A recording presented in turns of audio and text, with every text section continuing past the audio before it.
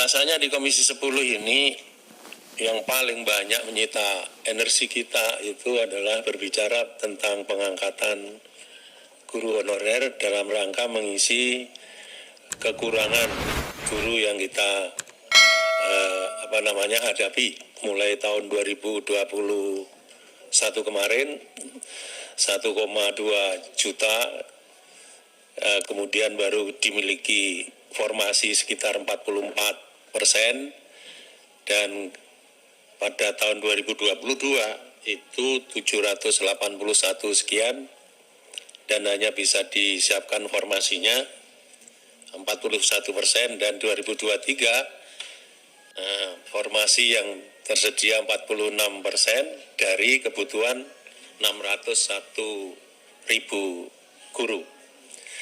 Tentu ini menurut kami cukup memprihatinkan karena kita sangat sadar kualitas atau penyediaan guru itu merupakan kunci dari upaya kita memberikan layanan pendidikan, dan layanan yang diamanahkan oleh konstitusi kita itu bukan sekedar layanan biasa, tetapi layanan prima, pendidikan yang berkualitas, dan itu salah satu tumpuannya terletak pada guru.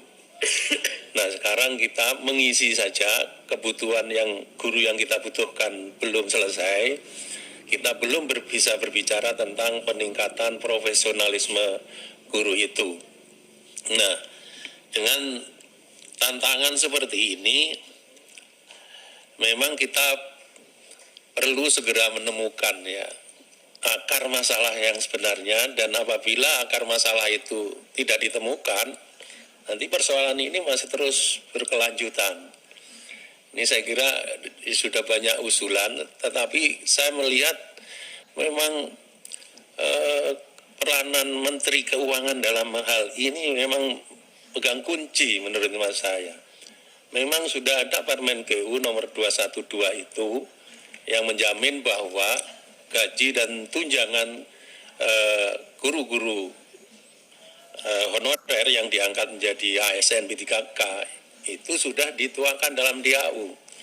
Tetapi barangkali ini juga perlu diberi catatan, karena DAU yang diturunkan ke pemerintah daerah itu didasarkan kepada indeks kinerja daerah itu. Barangkali ada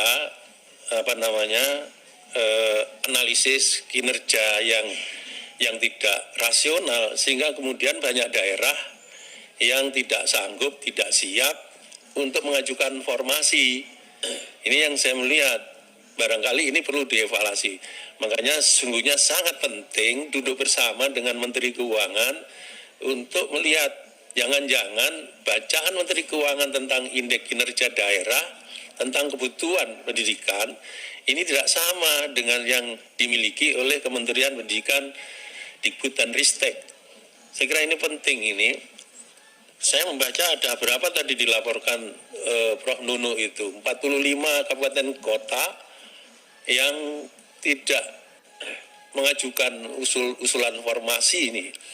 Saya kira ini juga perlu dijadikan bahan kajian. Jangan-jangan bacaan indeks kinerja daerah yang dilakukan oleh Menteri Keuangan itu mungkin tidak sama dengan yang dimiliki oleh Kemendikbudristek ini. Saya kira itu. Dan saya melihat juga jalan keluar yang ditawarkan oleh Kementerian Dalam Negeri itu sama. Yang dalam hal ini adalah perlu pemahaman yang sama. Ini kalau saya baca ini menarik sekali saran dan masukan dari Kementerian Dalam Negeri ini, bahwa norma dari kebijakan gaji dan tunjangan P3K itu merupakan tanggung jawab daerah. Ada perpresnya, kemudian ada permendagrinya itu. Tetapi di sini jelas norma dan komitmen Kementerian Keuangan terkait pembayaran gaji dan tunjangan perlu diperjelas kembali dengan pemerintah daerah.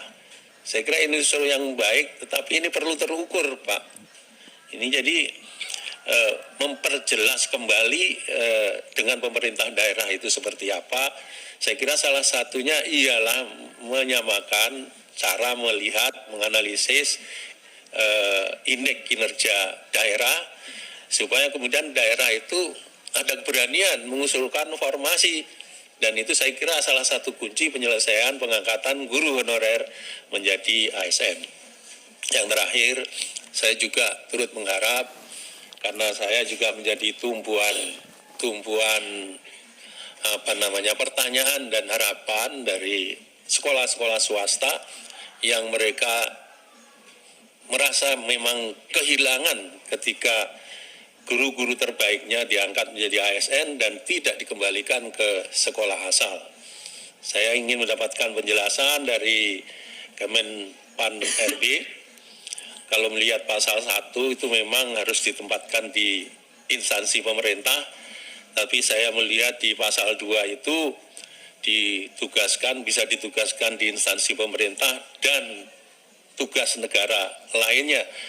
Apa enggak frasa ini memberikan peluang untuk pemerintah mengembalikan guru-guru honorer dari sekolah swasta dikembalikan pada sekolah asal supaya mereka tidak mengalami stagnasi.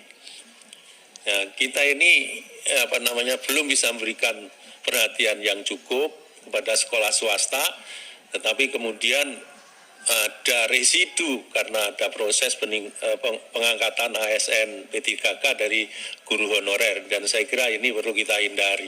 Saya kira itu, Kang Dede, terima kasih. Bila taufiq wal hidayah. Assalamualaikum warahmatullahi wabarakatuh.